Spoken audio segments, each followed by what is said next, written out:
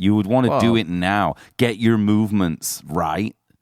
Because if you were smart, he would get in ahead of time. You do it now so that you could also sort of dictate the set list. Yeah, exactly. And you could exactly. Yeah, you could kind of maybe get some legal papers drawn up for when this happens. Up. Yeah, so that we're gonna want to wait. James, with the AI.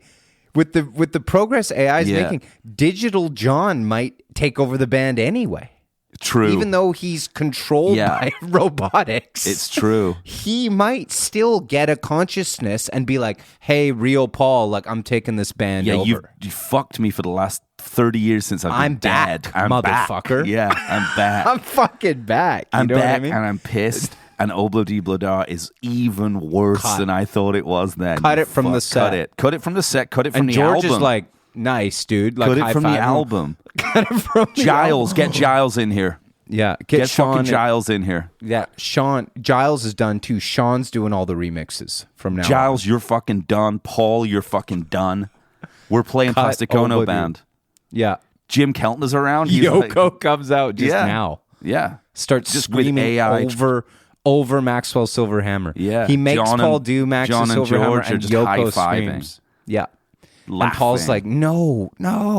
I was meant to. This was meant to be. They were meant to be holograms, and they're sentient got a consciousness. Now. Yeah.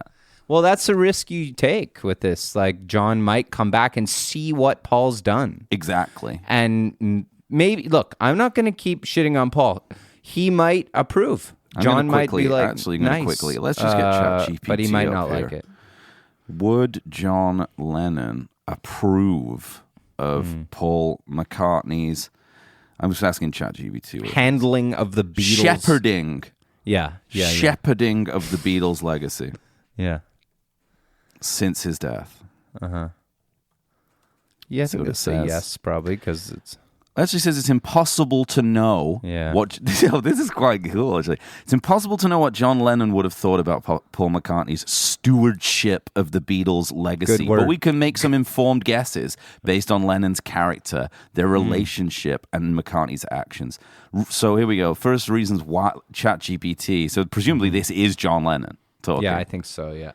Why Lennon might approve. Commitment to the Beatles' legacy. McCartney has tirelessly worked to keep the Beatles' music and cultural impact alive. And there's a few more things like that.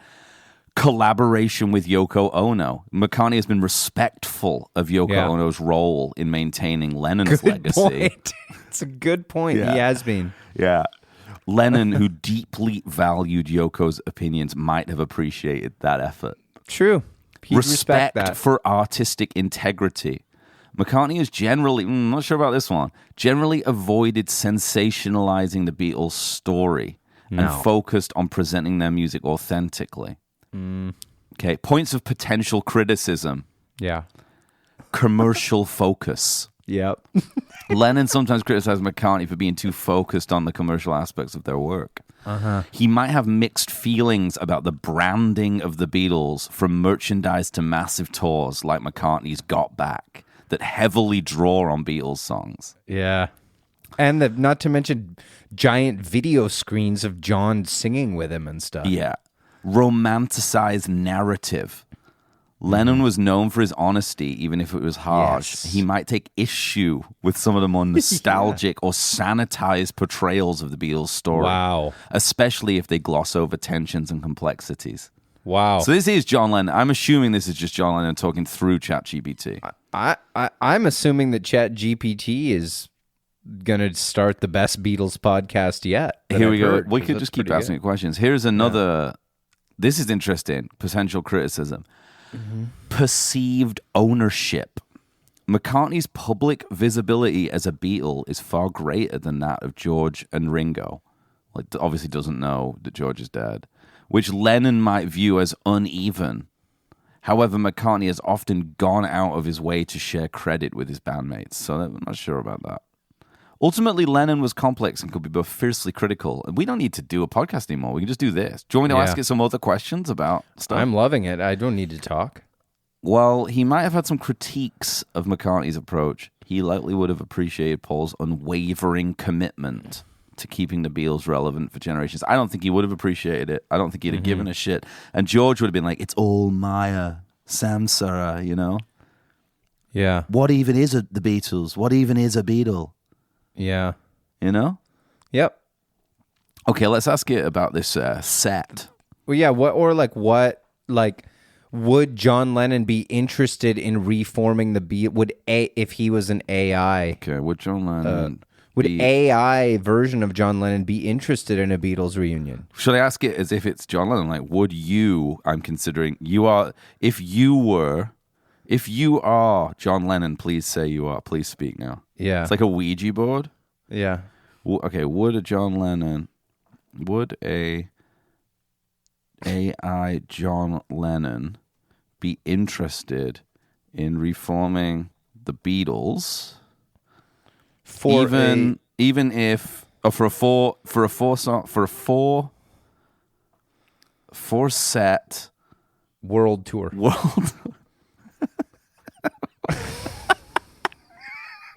And if so, which which of his songs would he want to do?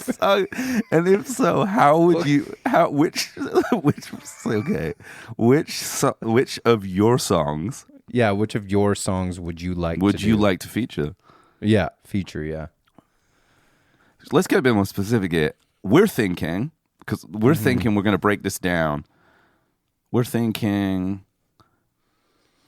of breaking the sets down by era. Mm-hmm. Okay, sets down by era. So first, okay, so eras. First set is Hamburg era. Second set, please me to help. Yeah. Yeah. Third era is the psychedelic period. The psychedelic period. And then solo stuff, I guess. No, and then 1969 onward. Fourth period is Get Back, is the rooftop concert. Pretty much. But you could maybe throw like Hey Jude in and stuff. I don't know. I'll say that. I'll say pretty much you could throw Hey Jude in. Yeah. Hey Jude in. And what else? Like other kind of and covers. Yeah. And some solo material. Okay. And yes, he's interested. Nice. He's interested. Cool. This A.I. John's talking here. A.I. John's thoughts on the 4-era breakdown. Yeah. Okay. It says A.I. John might embrace the idea of a reimagined Beatles. Nice work, reimagined. Nice. Especially if it was framed as a celebration of their music and evolution, not a cash grab. He doesn't want it to be a cash grab. That makes sense. He's deeply attached. Lennon is deeply attached to Beatles' artistic contributions, even during periods of conflict. And he's just really insisting on it, ensuring the authenticity of the performances here. So let's go. Hamburg era set 1. A.I. John's thoughts on this. Okay. He'd love it. The raw energy and rebellion of it. He'd like to do Twist and Shout, Long Tall Sally, Some Other Guy, Money, That's What I Want. Wow. It's an awesome set. Alongside lesser known originals like Cry for a Shadow. Instrumental. Nice. Yeah. Okay. I have chills. Like, this is kind of weird. Okay, please me to help era set 2. He wants to focus on tracks. He's come on this quite quickly, showcasing the Beatles' growing songwriting prowess. Nice. So picks he'd like to include: You've Got to Hide Your Love Away. Ooh. Ticket to Ride. Yeah, well, that's